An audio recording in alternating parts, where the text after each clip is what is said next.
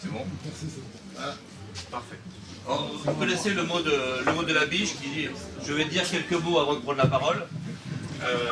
Donc, dans le cas présent, je ne prendrai pas la parole, mais je vais la donner. Et c'était la petite surprise. Donc, Vincent, Saint-Vincent, la géographie, la biographie. Et on a avec nous, en tant qu'invité, en tant que futur ami, et ami déjà depuis quelques temps, on a le spécialiste de la narration, de l'histoire. Donc, Franck Ferrand va nous parler de Vincent. Et là, petit scoop, je ne sais pas si vous en parlerez plus tard, mais à partir du mois de février-mars, il va nous faire One Man Show qui va être un peu original, vous nous en direz un mot, sur tirage au sort, personnages, situations, événements, et puis Franck va développer comme ça, ex cathedra et puis ex nihilo, de sa culture vaste et polymorphe, quelque chose.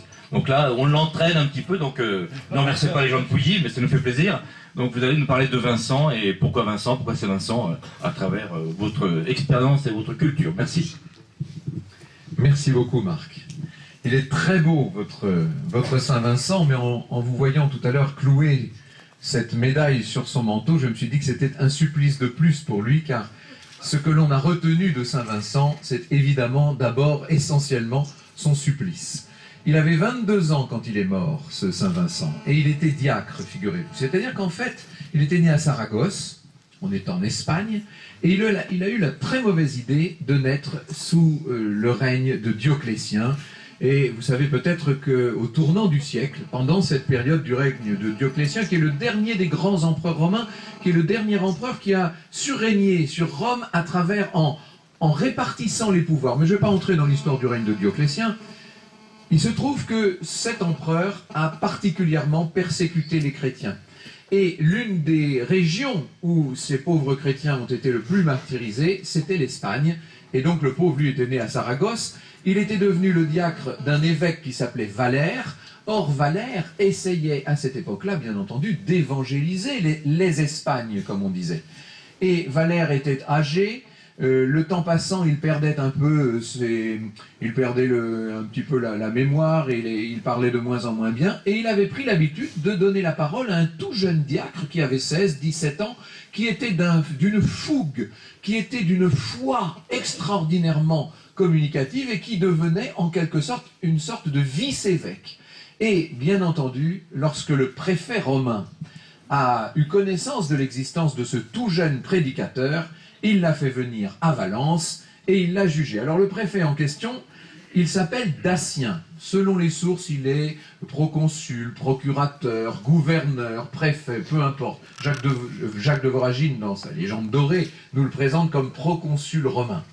Ce Datien, on pense en vérité qu'il n'a pas eu d'existence historique. Il est très probable que les chroniqueurs, lorsqu'au 5e, au 6e siècle, ils ont définitivement formalisé, lorsqu'ils ont écrit pour l'éternité la légende de Saint-Vincent, il est très probable qu'ils aient confondu le nom qu'on donnait communément à l'empereur, c'est-à-dire Dès, avec le nom du proconsul. Et ça viendrait de là. Datien, ce serait en fait un diminutif de l'empereur. Peu importe, c'est plus beau d'imaginer ce méchant Datien qui cherche comment il va pouvoir faire souffrir ce jeune homme le plus possible. Alors, il a condamné le pauvre évêque Valère à la prison à vie, mais il l'a condamné à voir supplicier son petit diacre, ce fameux Vincent, qu'on va clouer sur le chevalet. Alors, le supplice du chevalet était un des plus atroces que les Romains, qui s'y connaissaient dans ce domaine, avaient pu inventer.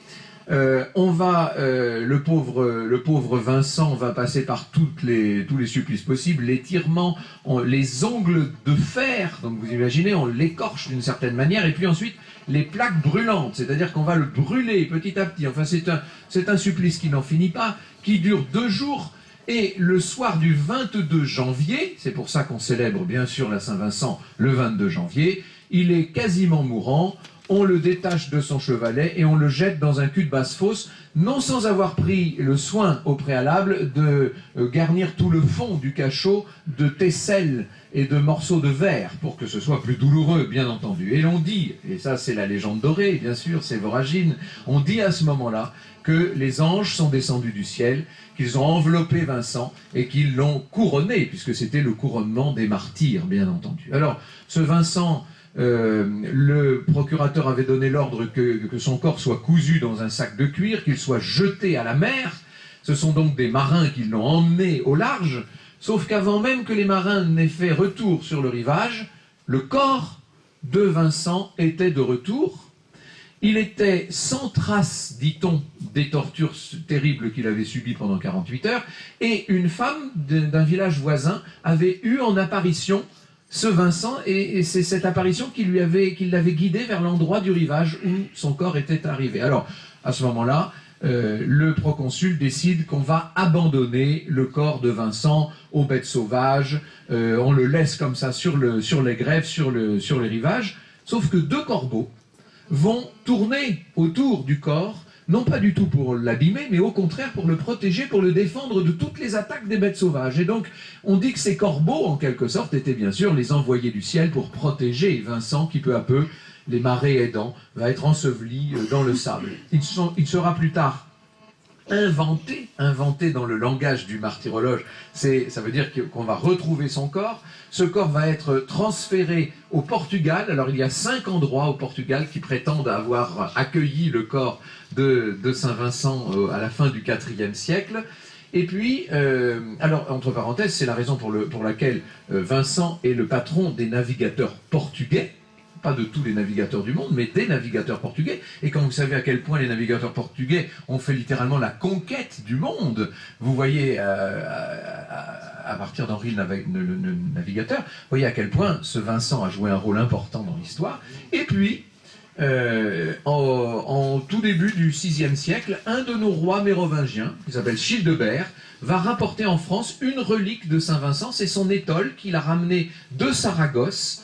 Il va l'amener jusqu'à Paris, car Childebert est des 3 rois francs, le roi de Paris. Et aux portes de Paris, dans une région de Pré, qui est très belle, il va créer le monastère Saint-Vincent à la demande d'un de ses conseillers qui s'appelle Germain l'Auxerrois. Ce Saint-Vincent va devenir peu à peu Saint-Germain, et c'est l'église de Saint-Germain-des-Prés que vous connaissez aujourd'hui, qui a été créée autour de l'étole de Saint-Vincent, où l'on peut encore d'ailleurs la voir. Alors vous allez me dire, parce que je vais m'en dire là, je vous rassure, je ne vais pas faire une émission complète. Pourquoi Vincent est-il le patron des vignerons? C'est ça la grande question. Alors il y a plusieurs explications possibles. Celle qu'on donne généralement, et dont je m'empresse tout de suite de vous dire qu'elle est parfaitement légendaire, mais je suis entouré ici de trop de messieurs et dames, du reste, et gentes dames en tenue traditionnelle pour me permettre de balayer d'un revers de la main les belles légendes. Tout de même, c'est une légende. On dit qu'au lieu d'être cloué au chevalet, le jeune Vincent aurait été en fait attaché sur la maie d'un pressoir. Et même certains vont plus loin et ils disent qu'on l'aurait lui-même pressé en quelque sorte. Et que ce n'est pas du vin, mais du sang qui serait tombé dans le pressoir, bien entendu. D'ailleurs, voyez son nom. Vincent, en latin, vincens, c'est le vainqueur, bien entendu. Vincere, vincera, dira beaucoup plus tard, on entendra ça dans Turando, peu importe. Vincent, c'est aussi un jeu de mots. Le sang du Christ et le vin de Metz, bien entendu. Et peut-être qu'il y a un lien entre ce vin et ce sang, et ce serait l'origine, dit-on, et c'est d'ailleurs l'origine la plus communément admise aujourd'hui, du patronage de Vincent sur les vignes et les vignerons. En ce qui me concerne, j'ai une autre interprétation, parce qu'en préparant cette petite présentation que m'avait demandé le docteur Lagrange, je suis allé voir dans Saint-Augustin, parce que vous savez que Saint-Augustin parle des grands saints. Or, comme Vincent a été brûlé, ou plus exactement passé aux plaques brûlantes, mais c'est quasiment la même chose, ça le rapproche beaucoup dans le martyrologue, beaucoup de Saint-Laurent. Et lorsqu'on sait l'intérêt de Saint-Augustin pour Saint-Laurent, je me suis dit que Saint-Augustin devait bien parler aussi de Saint-Vincent.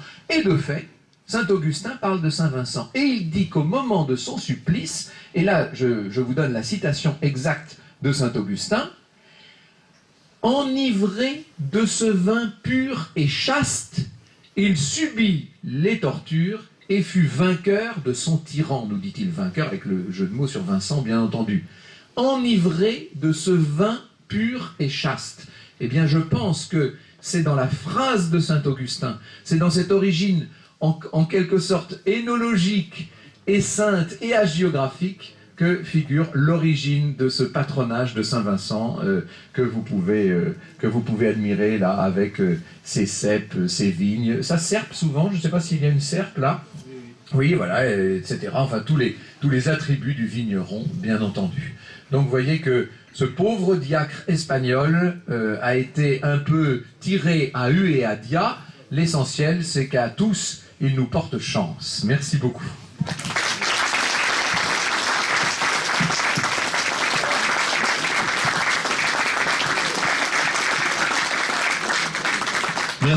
Merci mille fois Franck de cette grande parenthèse fort sympathique et brillantissime. Donc bonne chance pour les Folies Bergères à partir. Il y aura des cars spéciaux qui iront là-bas à Paris pour vous écouter. Et comme on dit maintenant en Bourgogne, grand appétit et large soif. Donc on va maintenant déguster ce que Alain Pabio nous a préparé. Et merci à nouveau Alain de cet accueil et de cette réception. Merci à tous. Donc vous pouvez voilà. Avec Catherine et Alain, l'ex. Ensuite, je pense qu'il faudrait que les personnes qui sont devant s'étalent un petit peu à droite ou à gauche pour que celles qui sont au fond là-bas puissent approcher un petit peu. Il y a de la place, c'est vide par là.